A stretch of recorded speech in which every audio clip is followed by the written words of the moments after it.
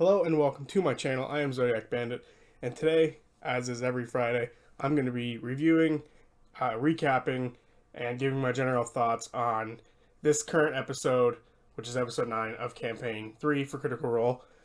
So yeah, I'm just going to jump right into it. We start at the factory, where Fern is trying to convince the guards that the direwolves are attacking after she was stepped on and turned back into her human form, and her excuse is that the direwolves are attacking again, and that's why she came into the office.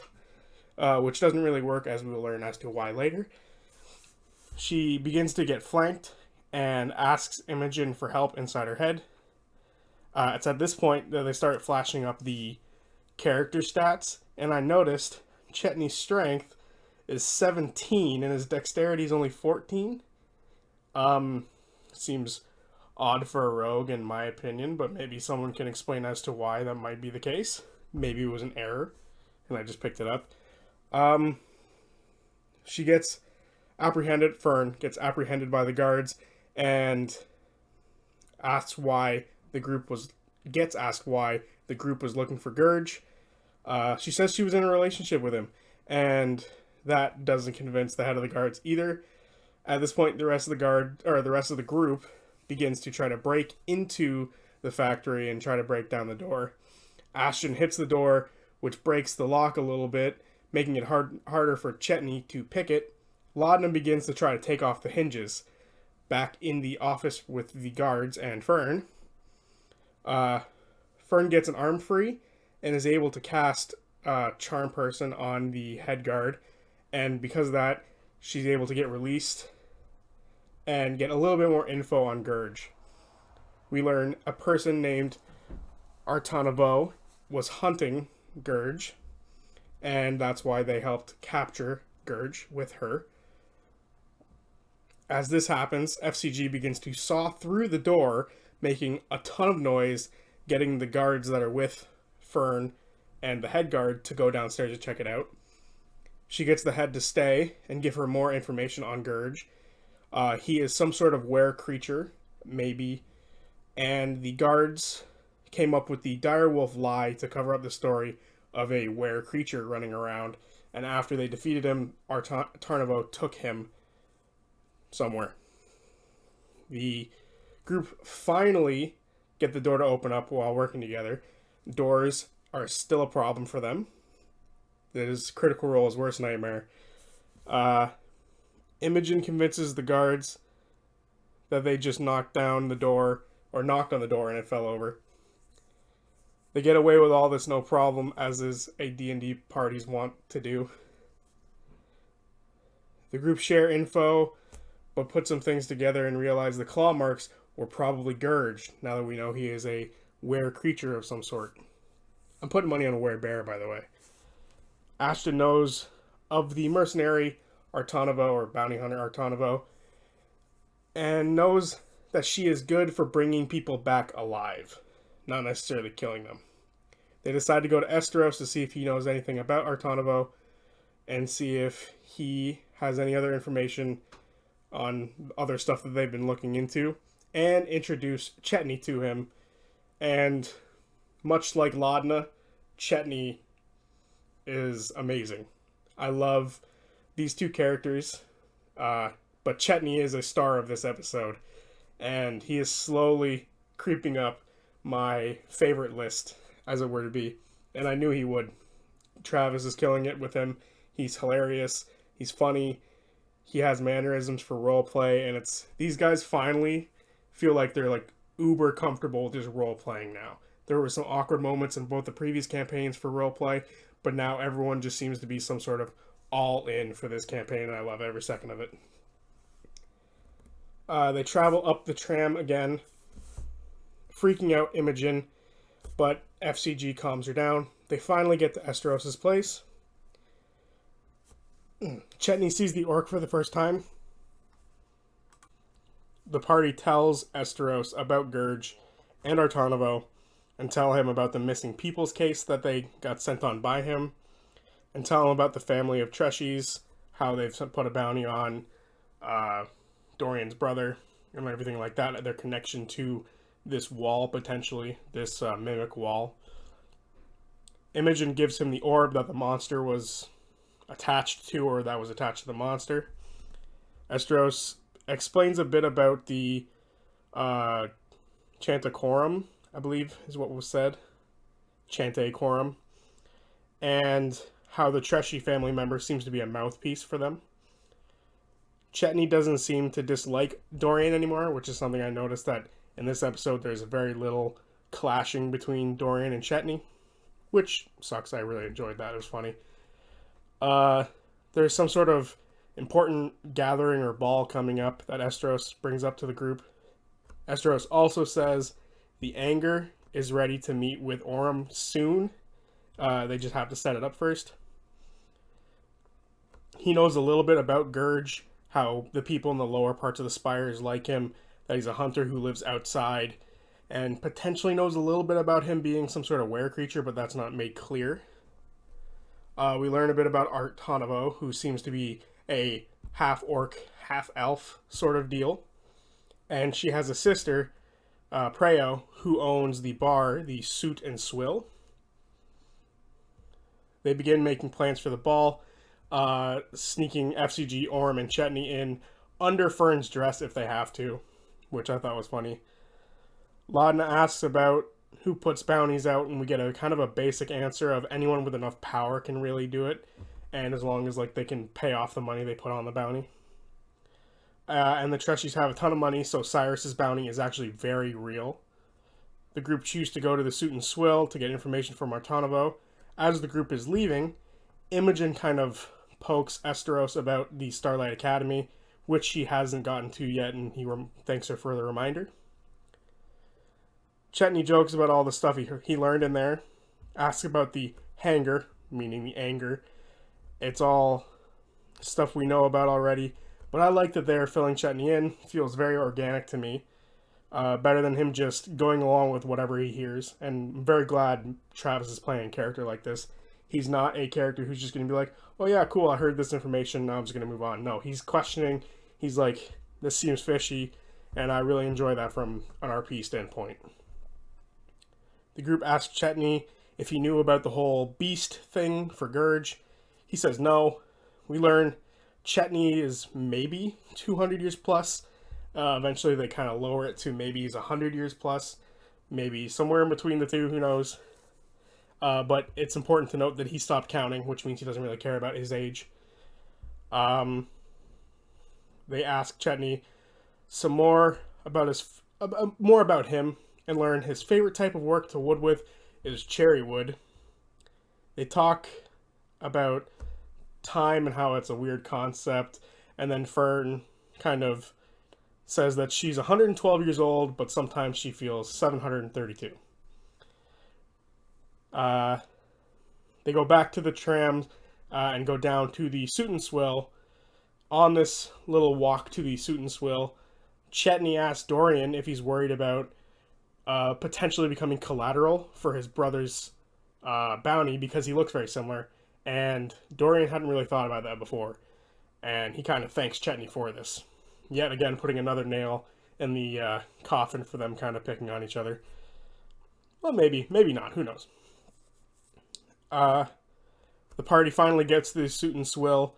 They find a table. Astrid, FCG, and Fern go up to the bartender, who is Preo. It seems Ashton has made a mess here before, in the past, and has to buy expensive alcohol to pay that off. Fern lowers the price of the bottle with the earring she stole in episode 1, which she takes from Ashton here at the bar. The group comes up with a plan to loosen Preo before they talk about Artanovo to her. FCG takes a shot glass over, and she drinks it. And in classic cleric fashion, FCG just goes for it now, straight up about Artanovo. Preo claims that they are not related, and that she doesn't really know much about her, and she hasn't seen her lately. But FCG notices that she keeps looking back toward the kitchen.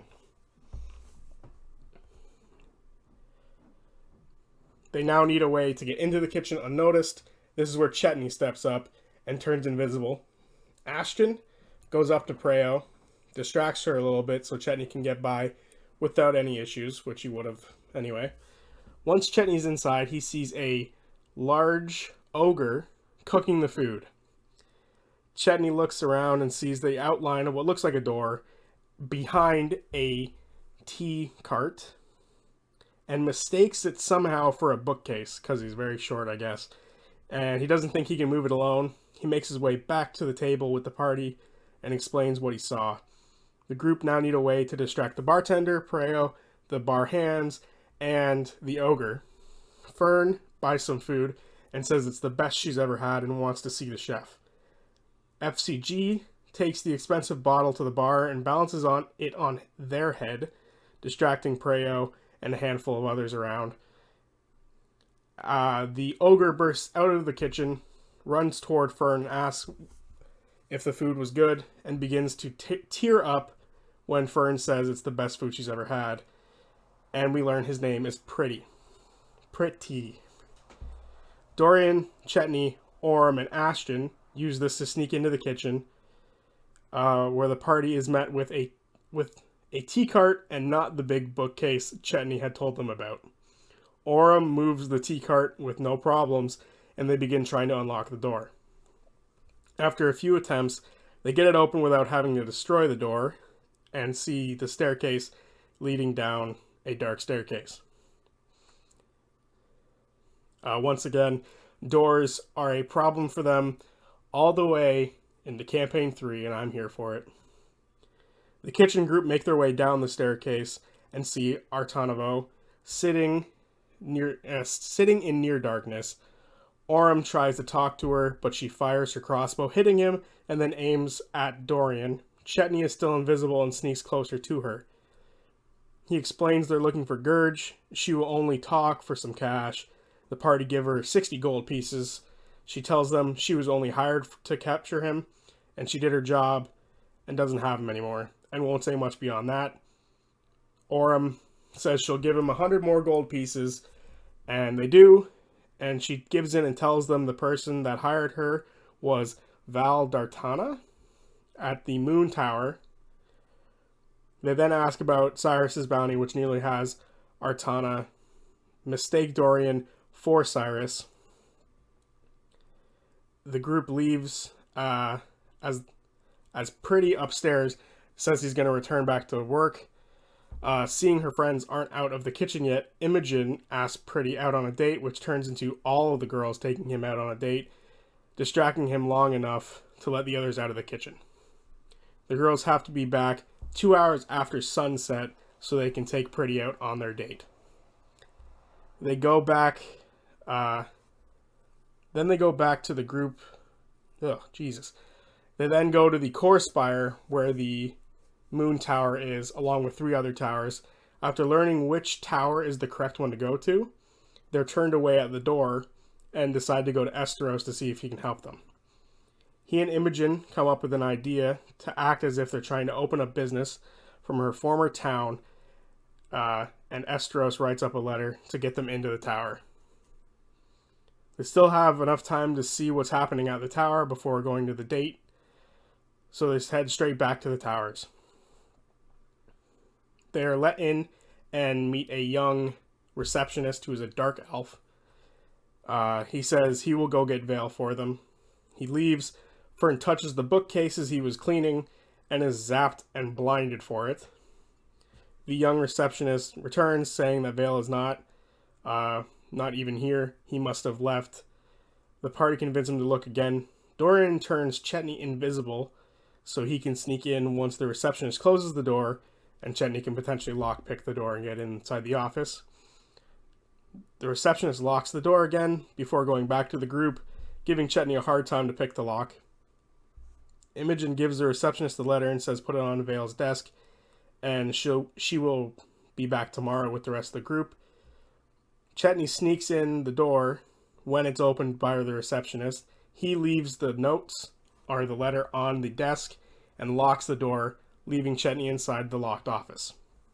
Chetney looks behind the bookcases, sees a hidden passage behind them, and begins to look for the button to open it.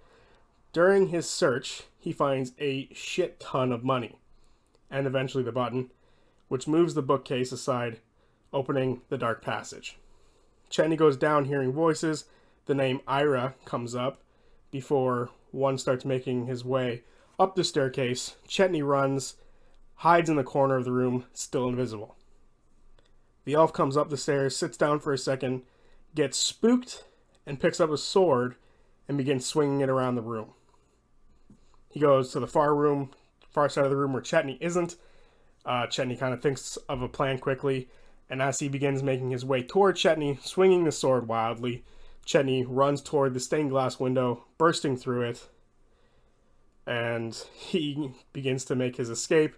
But before running off, Chetney turns around and throws a tomato at the elf, and that is where we will start next time. So, fun episode. Really enjoyed it. A little disappointed there was no combat. I'm super excited to see what Chetney's like in combat, especially with that 17 strength I mentioned earlier. And yeah, I thought that was a really fun episode with lots of good information gathering. Something I've noticed about this campaign is they're more about early, information gathering rather than combat, which is, a little different. Lower levels are typically the levels where it's easier to kill your players, and I think Matt knows this and doesn't necessarily want to kill them off because they worked really hard on their characters. One thing of note is that I'm hoping there's more of a reason as to why Chetney joined late. So I'm hoping we get a little bit more about what he was doing while he wasn't part of the group in that couple of days span, instead of he just decided not to have Chetney join them initially, which, he doesn't need to do, but I would like to see it because otherwise we didn't have Travis for like 4 episodes for basically no reason other than he wanted to be introduced later. But that's just me. I don't know, just a personal thing that I would very much like to see from Travis and maybe Matt working together to figure out why he wasn't there from the off. And I mean more than just he was looking for Gurge. Maybe he and Gurge were doing something for a couple days beforehand. But I like where they've ended this episode. Matt is a master of ending episodes on suspenseful moments, and this is no different. Now it is raining. Chetney is by himself in this courtyard. The other group heard him smash through the window, so hopefully they're able to run to him and help him. And maybe we get a combat session. Maybe. But I feel like this will be a very dangerous spot to get combat. Very dangerous. It might make very powerful enemies. And maybe it'll make the Hunback Corsairs like them more if they become enemies to these rich people who seem to work in this tower. But that's all speculation, which is what this channel is about. I like speculating. But yeah, that is this episode. I don't think we got very big character moments here outside of potentially FCG not understanding that a date doesn't mean they found a soulmate. So that was interesting. But yeah, fun episode. I'm glad Critical Role is back. I'm glad I get to make more videos again about this. I really like these long form videos. I get to have a bit of my opinion out there, and I get to recap a few things. And hopefully I'm getting better at it. Maybe I'm not. Maybe you think I suck at this. Who knows? But yeah. See you guys Tuesday for whatever video I make next. Maybe it'll be a D&D video instead of a Critical Role video. I don't know yet. I got the weekend to think about it. So, see you guys Tuesday.